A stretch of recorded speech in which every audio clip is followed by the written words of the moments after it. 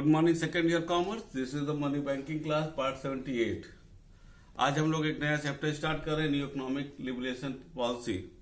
काफी कुछ एलपीजी, जिसमें एलपीजी का डिस्कस करेंगे, काफी कुछ हम बता भी चुके हैं, लेकिन आज इसको बताएंगे। फैक्ट आप इसमें देख लीजिएगा।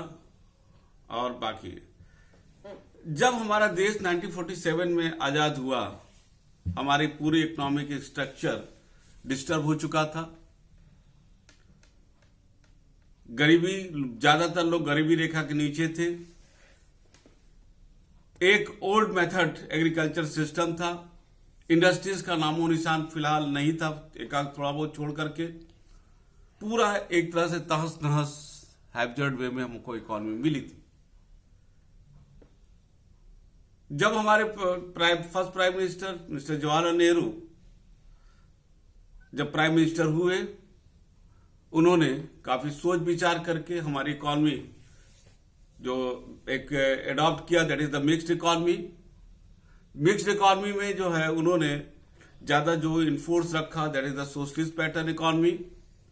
और उन्होंने यूएसएसआर को देखते हुए, उनको यूएसएसआर के प्लानिंग के प्रभावित हुए और उसके आधार पर यूएसएसआर के जो प्लानिंग सिस्टम था, उसके आधार पर उन्होंने इंडिया में 5 ईयर प्लान को लागू किया, जिसके आधार पर हमारा देश प्लानिंग और डेवलपमेंट में आगे बढ़ना शुरू हुआ। हमारी इकोनॉमी जो है totally that was dominated by the socialist pattern economy. Mixed economy में हम लोग पढ़ चुके हैं। पब्लिक सेक्टर और प्राइवेट सेक्टर का दोनों मिक्सचर था, लेकिन public sector was dominating in that area. और जब पब्लिक सेक्टर डोमिनेट करता है तो निश्चित रूप से वहां पर प्रॉफिट मोटिव नहीं होता है, उसका मोटिव होता है सोशल जस्टिस, सोशल अपलिफ्टमेंट। और उसका परिणाम यह हुआ कि हमारी देश की जो अर्थव्यवस्था लोगों का, क्योंकि जरूरत भी था, कॉटेज इंडस्ट्रीज को विकास किया गया। इन बिटवीन हमारे यहाँ एग्रीकल्चर को नए नए टेक्नोलॉजी आया। 60 और 70 के बीच में ग्रीन रेवोल्यूशन का कॉन्सेप्ट आया। पहले एक सेलेक्टिव एरिया में आया, फिर बाद में पूरे देश में आया, जिसकी वजह से एक बम्पर एग्रीकल्चर प्रोडक्शन हुआ। धीरे धीरे इकोनॉमी तमाम 5 ईयर प्लान के चलते चलते आगे बढ़ रही थी। लेकिन 1950 और 1991 के पहले तक जो एक हमारा चल रहा था, वो एलक्यूपी पर चल रहा था।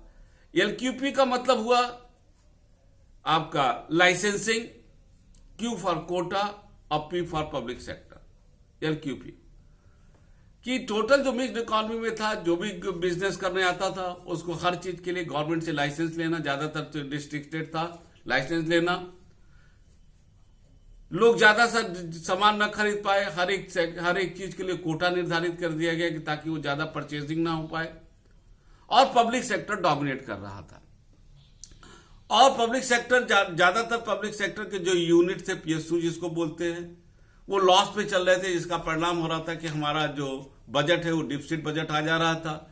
और जिसके वजह से गवर्नमेंट को तमाम टैक्सेस को बढ़ाना पड़ता था, जबकि इकोनॉमी लोग इस पोजीशन में नहीं थे। और उसको कंपनसेट करने के लिए जब टैक्स ज्यादा नहीं बढ़ा पाता था तो भारत सरकार जो है विदेशियों से, आईएमएफ से, वर्ल्ड बैंक से लोन भी लेता था।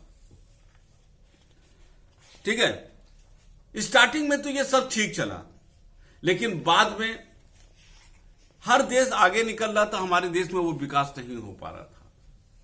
सोशल जस्टिस का कॉन्सेप्ट अच्छा था, लेकिन वो एक सीमा तक चलता है।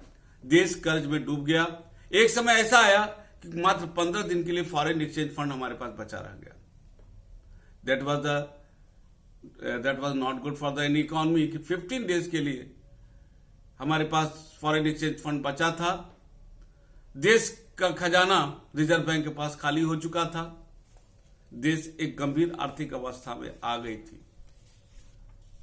तो एट दैट टाइम उस समय की गवर्नमेंट ने इंटरनेशनल मॉनेटरी फंड और वर्ल्ड बैंक से संपर्क किया कि भाई साहब हमको लोन दीजिएगा। तो आईएमएफ और वर्ल्ड बैंक ने कहा कि हम लोन तभी देंगे कि जब आप अपने यहां एक स्ट्रक्चरल इकोनॉमिक चेंजेस लाएगा। यानी कि total the IMF and World Bank enforce our government to change the economic structure through the new version of the economy. That's why considering this type of approach of the IMF and World Bank, the then Prime Minister Narasimha Rao ji के नेतृत्व में, उस समय जो हमारे finance minister थे doctor Manmohan Singh, जो बाद में हमारे प्राइम मिनिस्टर भी बने, डॉक्टर मनमोहन सिंह के उसमें जो है एक नया कॉन्सेप्ट लाया गया जिसका नाम दिया गया LPG, L for liberalisation, P for privatisation और G फॉर ग्लोबलाइजेशन। ये उस समय की जरूरत थी। अब licensing has been changed with the क्या कहते हैं liberalisation, quota has been change, वहां पर आपको क्या कह सकते हैं कोटा को चेंज कर दिया गया, यानी कि आपका जो है लाइसेंसिंग और कोटा एक साथ मर्ज करके उसको हमने लिबरलाइजेशन में लाया। पब्लिक सेक्टर के जगह प्राइवेट सेक्टर को इंफोसिस किया गया और इकोनॉमी को ग्लोबल मार्केट के लिए ओपन किया गया। लिबरलाइजेशन के तहत जहां हमारे यहाँ रिस्ट्रिक्टेड इकोनॉमी थी, हर चीज के लिए गवर्नमेंट से पूछा जा रहा था, गवर्नमेंट ने तमाम ऐसे अप्रोच किए कि बिजनेस में ज्यादा पूछताछ न हो, एक सर्टेन लेवल तक उसको रखा गया। लाइसेंस के लिए भी तमाम लिबरलाइजेशन किया गया, सिंगल विंडो सिस्टम को लाया गया कि ताकि अब बिजनेसमैन एक जगह ही जाकर के लाइसेंस को प्राप्त करें। कुछ एक क्षेत्रों को छोड़ करके बाकी चीजों के लिए ये मुक्त कर दिया गया। लिबरलाइजेशन के इसके अंतर्गत ये सारी चीजें आई। जहां तक आपका पब्लिक सेक्टर की बात है, क्योंकि पब्लिक सेक्टर की वजह से हमारा जो घाटा हमारे हो रहा था बजट पे, जिसकी वजह से हमारी GDP स्लो डाउन भी हो जा रही थी, तो गवर्नमेंट ने जो है एक कार्यक्रम शुरू किया प्राइवेटाइजेशन का। प्राइवेटाइजेशन दो तरीके से हुआ। एक, जो कि लिबरलाइजेशन जब तक नहीं होगा पॉलिसी में तब तक कोई प्राइवेट सेक्टर लगाएगा नहीं। जब लिबरलाइजेशन शुरू हुआ तो इंडिया के ही जो लोग सक्षम थे वो आए और उन्होंने इंडस्ट्री लगाना शुरू किया। एक प्राइवेटाइजेशन इस तरीके से हुआ। दूसरा प्राइवेटाइजेशन हुआ थ्रू डिसइन्वेस्टमेंट। डिसइन्वेस्टमेंट का मतलब इसको यहां समझ लीजिएगा, इन्वेस्टमेंट होता है जब हम कहीं पैसा लगाते हैं। गवर्नमेंट ने क्या किया, जो पब्लिक सेक्टर का यूनिट था उसके शेयर को मार्केट में प्राइवेट लोगों को बेचना शुरू कर दिया। सपोज कर लीजिए एक भी कोई कंपनी है, उसका 10% शेयर गवर्नमेंट ने बेच दिया। 10% मान लीजिए आ गया 10,000 करोड़, तो गवर्नमेंट के पास एक 10,000 करोड़ आया। अब 10,000 करोड़ आया तो गवर्नमेंट का जो घाटा था वो कम हुआ। और जब शेयर जैसे जैसे प्राइवेट सेक्टर का बढ़ेगा तो उसके बोर्ड ऑफ डायरेक्टर में भी आपके प्राइवेट सेक्टर को लोग आएंगे। अब एक एग्जांपल देते हैं, मान लीजिए 61% शेयर गवर्नमेंट का था, गवर्नमेंट पब्लिक सेक्टर में थी, गवर्नमेंट ने उसको 10% शेयर बेच दिया, अब 51 पर आ गए, अभी भी वो गवर्नमेंट सेक्टर में है। फिर गवर्नमेंट ने 10% बेचा, यहां पर 41% अब गवर्नमेंट का शेयर हो गया और 59% आपका प्राइवेट। अब ये यूनिट प्राइवेट सेक्टर में चली गई। क्यों? क्योंकि प्राइवेट सेक्टर डोमिनेट कर रही थी। अब जो बोर्ड ऑफ डायरेक्टर कंसिस्ट होगा उसमें मैक्सिमम बोर्ड ऑफ डायरेक्टर में मैक्सिमम लोग आएंगे प्राइवेट सेक्टर का और कुछ लोग आएंगे पब्लिक सेक्टर का। तो अगर ये कहा जाए ये रियल एक मिक्सचर था मिक्स्ड इकोनॉमी का, जहां पर अगर जो यूनिट जो लोग पब्लिक सेक्टर के गवर्नमेंट सेक्टर से आ रहे थे उनका उद्देश्य था सोशल जस्टिस कॉन्सेप्ट को देखना, और जो प्राइवेट सेक्टर से आ रहे थे उनका काम था आपको प्रॉफिट मोटिव होना। यानी कि यहाँ रियल एक मिक्सचर बना, क्या, सोशल जस्टिस एंड द आपका प्रॉफिट मोटिव। धीरे धीरे अब इससे गवर्नमेंट को दो फायदा होने लगा। एक, रेवेन्यू मिलने लगा जब उसका हम शेयर बेचते थे, इसको हम कहते हैं डिसइन्वेस्टमेंट पॉलिसी। दूसरा जो फायदा हुआ कि जब प्राइवेट सेक्टर इन्वॉल्व होने लगी तो प्रॉफिट बढ़ने लगा। प्रॉफिट बढ़ने लगा, निश्चित रूप से प्राइवेट सेक्टर अगर प्रॉफिट ले रही है तो पब्लिक सेक्टर गवर्नमेंट भी प्रॉफिट ले रही है। गवर्नमेंट भारत धीरे से जो डिफिसिट था वो कम होने लगा, गवर्नमेंट पे प्रेशर कम होने लगे। ये एक प्राइवेटाइजेशन हुआ। प्राइवेटाइजेशन में हमारे यहां विदेश से भी लोग आना शुरू किए। विदेश से जब लोग आए, फाइनेंस भी लाए, FDI डायरेक्ट फॉरेन इन्वेस्टमेंट आना शुरू हुआ। इंडिविजुअल लेवल पर और इंस्टीट्यूशनल लेवल पर भी फाइनेंस आया। जब सिर्फ फाइनेंस ही नहीं आया, माने कैपिटल ही नहीं आया, नॉलेज भी लोग आए, हमारे इंडिया से लोग बाहर जाने लगे और बाहर से इंडिया में भी आने लगे, और साथ ही साथ टेक्नोलॉजी भी आई। ये सारी चीजें एक जब हमारे देश में आने लगी तो एक देश में हमारे यहां एक बिजनेस रिवोल्यूशन आया, इंडस्ट्रीज में रिवोल्यूशन आया, क्योंकि लोगों को प्राइवेट सेक्टर आने से एक तो सप्लाई बढ़ने लगा, मार्केट में पैसा आने लगा, लोगों के एम्प्लॉयमेंट बढ़ने लगा, लोगों की आमदनी बढ़ने लगी, डिमांड क्रिएट होने लगा और इकोनॉमी हमारी जीडीपी धीरे धीरे रफ्तार पकड़ने लगी।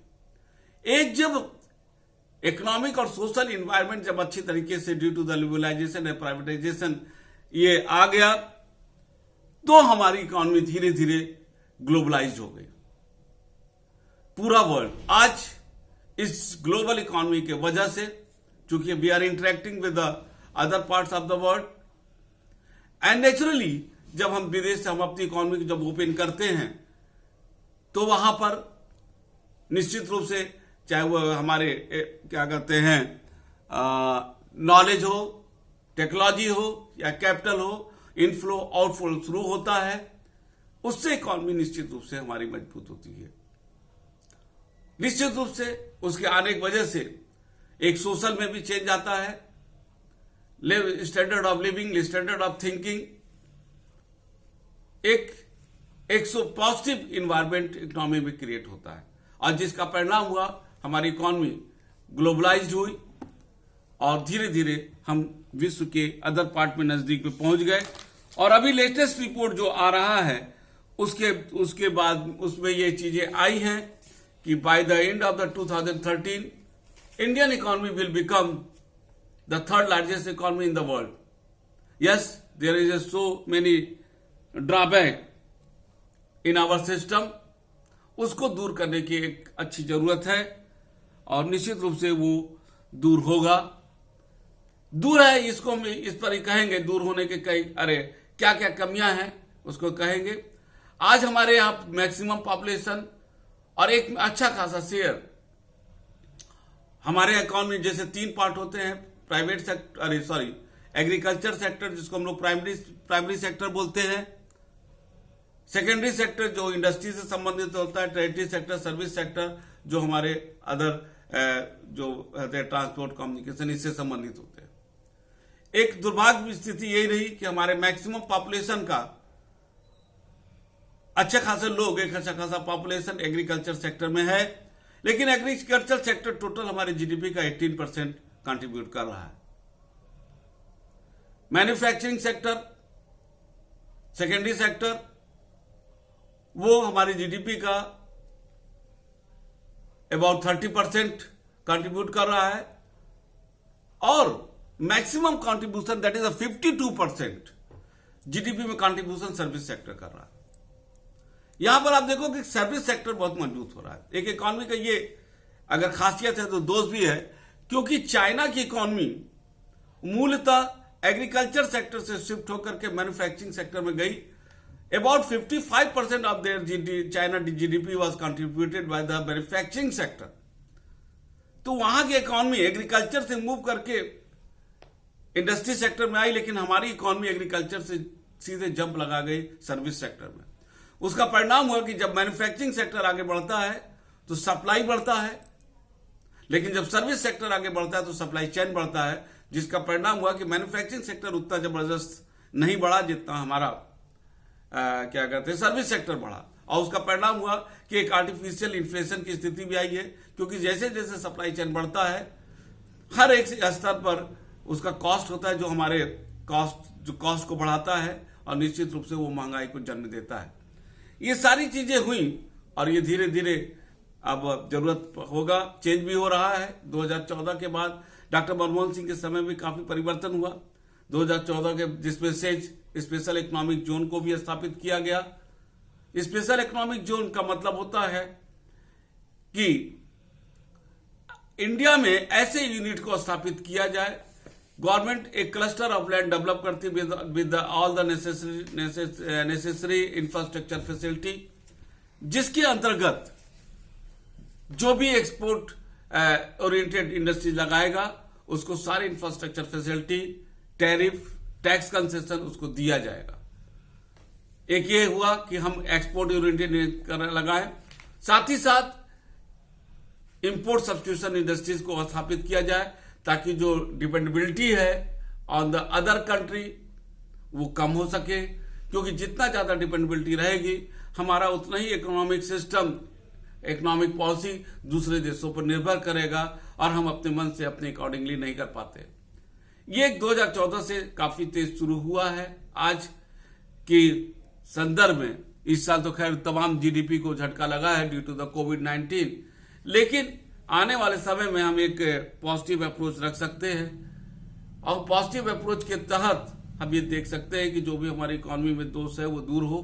ज्यादा से ज्यादा इंडियन इकोनॉमी की समस्या तभी दूर हो पाएगी जब ज्यादा से ज्यादा लोग जीडीपी में हमारा एग्रीकल्चर से मैन्युफैक्चरिंग सेक्टर का कंट्रीब्यूशन बढ़े, क्योंकि सर्विस सेक्टर का जो डिपेंडेंसी है वो और जो क्या कहा जाते हैं उसका एग्जिस्टेंस है वो टोटल डिपेंड करता है एग्रीकल्चर और स्पेशली मैन्युफैक्चरिंग सेक्टर से। जब मैन्युफैक्चरिंग सेक्टर मजबूत नहीं होगा तो सर्विस सेक्टर में ज्यादा कंट्रीब्यूट करना, ज्यादा आगे बढ़ना ये इकोनॉमी के लिए बहुत अच्छी बात नहीं होगी। इस दिशा में सरकार तमाम योजनाओं के तहत काम कर भी रहा है, आगे बढ़ रहे हैं हम लोग।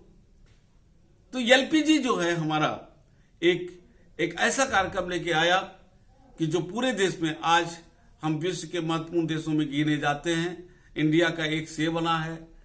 हम लोग यूएन के क्या कहते हैं परमानेंट मेंबरशिप के लिए लड़ रहे हैं कि हमारी इकोनॉमी, हाँ ये जरूर है कि पॉपुलेशन जो हमारी बढ़ता है वो पॉपुलेशन हमारी इकोनॉमी को कहीं ना कहीं पीछे खींच ले रहा है। कहा भी जाता है हर साल एक ऑस्ट्रेलिया हमारे यहाँ जन्म ले लेता है। उसका परिणाम ये होता है कि सप्लाई के मुकाबले डिमांड हमेशा ज्यादा रहता है और एक अभूतपूर्व महंगाई हमेशा हमें बनी रहती है। अनएम्प्लॉयमेंट की समस्या हमेशा बनी रहती है।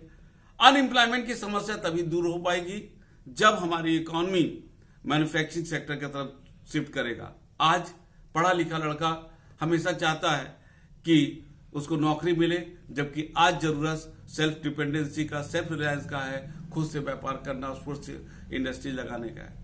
दुकान करने से ज्यादा हमको जोर देना चाहिए हमारे प्लानर को मैन्युफैक्चरिंग सेक्टर का, क्योंकि जब दुकान आप करते हो, बिजनेस करते हो तो आप सप्लाई चेन बढ़ाते हो और जब इंडस्ट्रीज लगाते हो तो आप सप्लाई बढ़ाते हो और जब सप्लाई बढ़ेगा तभी रोजगार भी उत्पन्न होगा और हमारे जीडीपी में एक अच्छा खासा योगदान होगा और एम्प्लॉयमेंट भी जनरेट होगा। ठीक है, हाँ ये सही है कि जो नई इकोनॉमिक पॉलिसी आई है जिसने हमारे इकोनॉमिक और सोशल एस्पेक्ट पे एक रिवर्सरी चेंजेस लाया है। ये होता है कि जब खिड़की बंद रहती है तो ताजी हवा आती है, न गंदा भी आता है। हमारे जब हमने ओपन इकोनॉमी कर लिया बने, हमने अपना सारा दरवाजा ग्लोबल मार्केट के लिए दरवाजा और खिड़की खोल दिया, ताजी हवा भी आएगी, लोग हम बाहर से देख सकते हैं, लोग हम अंदर से देख सकते हैं, ये सारी चीजें चलेगी। लेकिन ये भी है कि अंधेरा चलेगा तो गंदगी भी आएगी। यही हुआ भी, तमाम चीजों पर एक कमियां आई हैं। वो कमियां इसलिए नहीं आई हैं कि हम उसका कमियां का आने का मूल कारण था कि हम लोगों ने उन चीजों को गलत ढंग से अपनाया। लेकिन एक पॉजिटिव रिजल्ट निकल रहा है। आज हमारी इकोनॉमी तेजी से आगे बढ़ रहा है। हम फैक्ट फिगर पर नहीं जाएंगे, हम देख रहे हैं, हम उसको जो है क्या कहते हैं किस तरीके से हमारी इकोनॉमी बढ़ रही है। आज इकोनॉमी जो है, जब हमारा एलपीजी कॉन्सेप्ट आया तो उसमें कहीं ना कहीं इकोनॉमी हमारा मार्केट ओरिएंटेड बना। मार्केट ओरिएंटेड का मतलब होता है that is the based on the demand and supply. आज आप देखते हो कि चाहे ट्रेन हो चाहे जहाज से आप जाते हो तो आप देखते हो कि किराया डिमांड एंड सप्लाई पर रहता है। अगर जाने वाले ज्यादा है, सीट कम है तो सीट महंगा हो जाता है, और अगर सीट ज्यादा है और आने वाले कम है तो बहुत सस्ता भी हो जाता है। इसी को हम कहते हैं मार्केट। आज हमारी इकोनॉमी पूरे मार्केट में चली गई है, यानी कहीं ना कहीं बिजनेसमैन और इंडस्ट्रीज डोमिनेट कर रहे हैं हमारी इकोनॉमी को। और the role of the government has only become to frame the rule, not to do the business. ये सारी चीजें थी। निश्चित रूप से कमियां भी हैं, कमियों को दूर किया जा रहा है। धीरे धीरे हम लोग आगे बढ़ रहे हैं और समय के अनुसार जो आज अच्छी है कल उसमें कुछ कमियां आती हैं, लेकिन हम ये कह सकते हैं कि ये टोटल हमारी इकॉनमी एक पॉजिटिव लेते हुए इकॉनमी है और आगे बढ़ेगी। ठीक है, आगे के क्लास में जो है, हाँ एक चीज और बताएंगे हम इसमें कि इस समय डीनेशनलाइजेशन का चला, बैंकों का जो हमने बताया था, बैंकों को भी उसमें लिया गया। ठीक है ना, ये सारी चीजें हुई और उसका परिणाम आगे निकला, देश आगे बढ़ा।